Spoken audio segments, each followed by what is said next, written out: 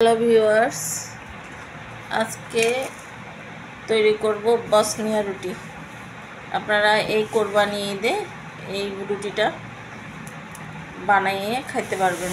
সেজন্য আপনাদের কোরবানি ঈদ উপলক্ষে আমি এই বসনিয়া রুটিটা তৈরি করছি। আমার এই রুটি তৈরি করা দেখে আপনারাও তৈরি করে ফেলতে পারবেন খুব সহজেই। প্রথমে আমি এখানে 2 কাপ ময়দা নিয়ে নিয়েছি। আপনারা চাইলে আটা দিয়েও বানাতে পারবেন। আমার কাছে ময়দা আছে, ময়দা নিলাম। এরপরে একটু লবণ দিয়ে দিব। তারপরে 2 কাপ ময়দার মধ্যে 1 টেবিল চামচ, এই চামচের 1 টেবিল চামচ আমি একটি ইস্ট দিব। ভালো ব্র্যান্ডের একটি ইস্ট নেবেন, তাহলে সমস্যা হবে না। আমি এই অ্যাঞ্জেল একটি ইস্টটা ব্যবহার করি, এটা খুবই ভালো। আমি সবসময় এটাই ব্যবহার করি। 1 টেবিল চামচ, এই যে আপনাদের দেখাচ্ছি 1 টেবিল চামচ নিব। যে 1 টেবিল চামচ নিলাম। এই শুকনো উপকরণটা ভালো করে মিশিয়ে নিব।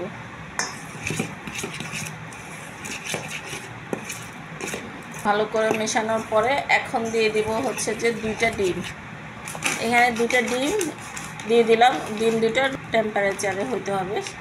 এটা আবার ফ্রিজ থেকে নিলে হবে না, স্বাভাবিক ফ্রিজ থেকে থাকলে ফ্রিজ থেকে 20 মিনিট আগে বের করে রাখবেন। এখন দিয়ে দেব 2 টেবিল চামচ চিনি। 1 টেবিল চামচ 1.5 টেবিল চামচ দিলেই হবে। 2 টেবিল চামচ চিনি। এখন কুসুম গরম পানি ভালো করে মিশিয়ে নিব। তারপরে কুসুম গরম পানি দিয়ে এটা একটা খামি তৈরি করে নেব।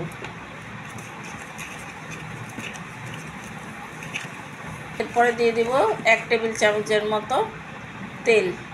এখানে আপনারা কেউ বাটারও দিতে পারেন, ঈদের সময় তো বাটারও দিতে পারেন, ঘিও দিতে পারেন। আমি সাদা তেল দিলাম, মানে সয়াবিন তেল, যেটা সবাই যেন ব্যবহার করতে পারে, সেই কারণে সবাই বানাইতে পারে, সেই জন্য আমি ঘি এগুলো কিছু না ব্যবহার করে সাদা তেল ব্যবহার করলাম। দোকান থেকে একটা সাধারণ পরোটা কিনে খেতেই এখন লাগে 20 থেকে 30 টাকা। আর বসনিয়া রুটি এগুলো তো 50-100 টাকা এইরকম লাগবে।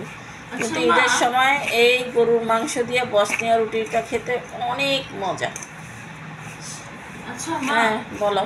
যে বাটার যদি দিতে চাও তাহলে কত দিলে হবে? মানে কি অর্ধেক, একটা 250 গ্রাম বাটারে অর্ধেক দিলেই হবে। আর ঘি দিলে 1 টেবিল চামচ দিলেই হবে।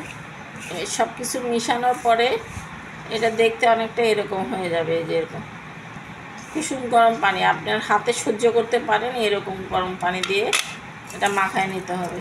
তাহলে হবে কি ইস্টটা অ্যাক্টিভ হয়ে যাবে। এটা আলাদা করে ইস্ট অ্যাক্টিভ করে তারপরে করা লাগে না, কারণ ইস্টটা খুব ভালো অ্যাক্টিভ ইস্ট। এটা সরাসরি এই যে এখন কয়েকটা ভাঁজ এভাবে করে দিতে হবে। এই যে এভাবে করে আপনি টেনে টেনে দিবেন আর কি। টেনে টেনে কয়েকবার ভাঁজ দিয়ে তারপরে রেখে দিতে হবে। এই যে তেলটা দেওয়ার পরে এখন এইটা খামিটা রেখে একটা ঢাকনা দিয়ে ঢেকে রেখে দিব আধা ঘন্টা থেকে 1 ঘন্টা।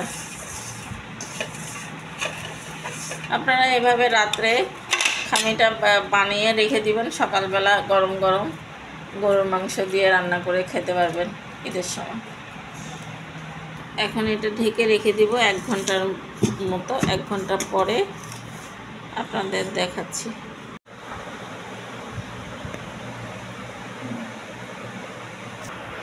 এই যে রুটিটা বেলতে হবে। রুটিটা অনেকটা আমরা যে খাবার রুটি খাই ওই রুটির থেকে একটু মোটা করে বেলতে হবে, এরকম মোটা করে। আমার একটা হয়ে গেছে, আমি বাকিগুলো বেলে নিচ্ছি, তারপরে ভাজতে যাবো। এই যে এরকম মোটা করে রুটিগুলো বেলে নিতে হবে। এই যে কড়াইতে তেল দিয়ে দিয়েছি। তেলটা কিন্তু যথেষ্ট পরিমাণে গরম হতে হবে। তারপরে আমি রুটিটা দিয়ে দিব।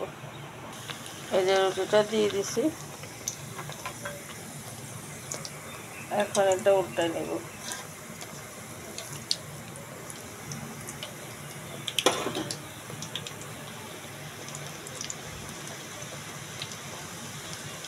তেল ভালোই গরম হতে হবে, তাহলে আপনি এটা দিলে বসনিয়া রুটির একটা আপনার থাকে না, তেল শোষণ করে না, পরোটাটার থেকে তেলে ভাজবেন কিন্তু তেল থাকবে না।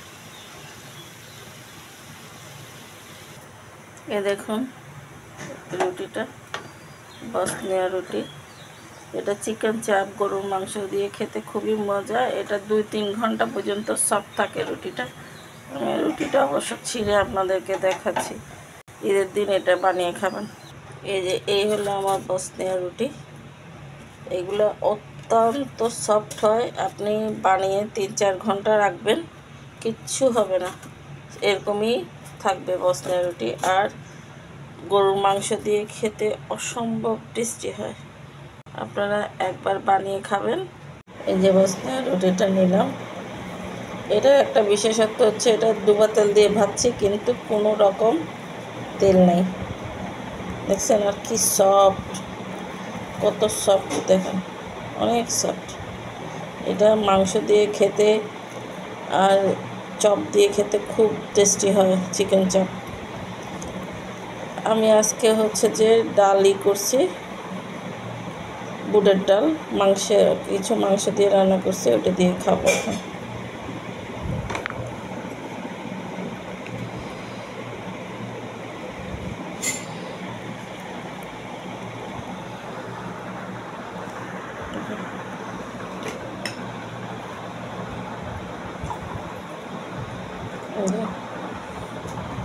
খুব মজা।